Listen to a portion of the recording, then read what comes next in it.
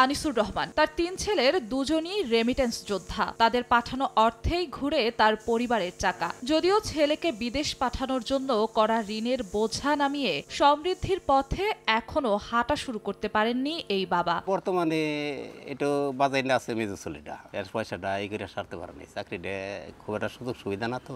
অন্যদিকে লাইলি বেগমের 4 সন্তানের পড়াশোনা, সংসার খরচ কিংবা হঠাৎ চেপে বসা রোগের চিকিৎসা ব্যয় সবই নির্ভর করে সৌদি আরব থেকে তার স্বামীর পাঠানো অর্থের ওপর। ছেলেমেয়ের বেতন আছে, ৬০,০০০ টাকা লাগলো খালি এই অপারেশনে। প্রত্যাশা প্রাপ্তির মেলবন্ধনে স্বজনদের ভালো রাখার এমন ছোট ছোট গল্পে ভরে আছে লাল সবুজের বাংলাদেশ। পরিবারের দায়িত্ব কাঁধে নিয়ে বিদেশ পাড়ি দেয়া এই মানুষগুলো বৈদেশিক মুদ্রা পাঠানো বন্ধ করে দিলে শুধু রিজার্ভেই নয়, হাজার হাজার পরিবারের ভালো থাকাতেও ভয়াবহ প্রভাব ফেলবে। আমাকে ডাক্তারের কাছে যাওয়ার লাগে, ওষুধ পানি লাগে, ওর আমার লাগে কারেন্টের বরণ লাগে, ওয়াইফাই বিল দেন লাগে, খাই অনেক কিছু।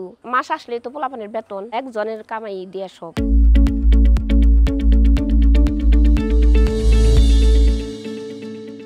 প্রবাসীদের হুন্ডিতে অর্থ পাঠাতে উস্কে দিয়ে টাকা পাচারের পথ উন্মুক্ত করতে চায় একটি চক্র, মনে করেন অর্থনীতিবিদরা। টাকা তো সরকারকে দিচ্ছে না, টাকা দিচ্ছে তার পরিবারকে। দেশের যে অবস্থা তাতে অর্থ পাচার আরো বাড়বে। এমন বাস্তবতায় বুঝে শুনে বৈধ উপায়ে রেমিটেন্স পাঠানোর আহ্বান প্রবাসী প্রতিমন্ত্রীর। রেমিটেন্সের বিরুদ্ধে যারা অপপ্রচার করে তাদের ব্যাপারে আমরা বলবো যে তোমরা দেশ এবং জাতির ক্ষতি না করে সুপথে চলে আসো। কোনো গ্যারাকলেই যেন আটকে না যায় প্রবাসীর শ্রমে ঘামে অর্জিত অর্থ কিংবা সম্মান, এমন প্রত্যাশা সংশ্লিষ্টদের।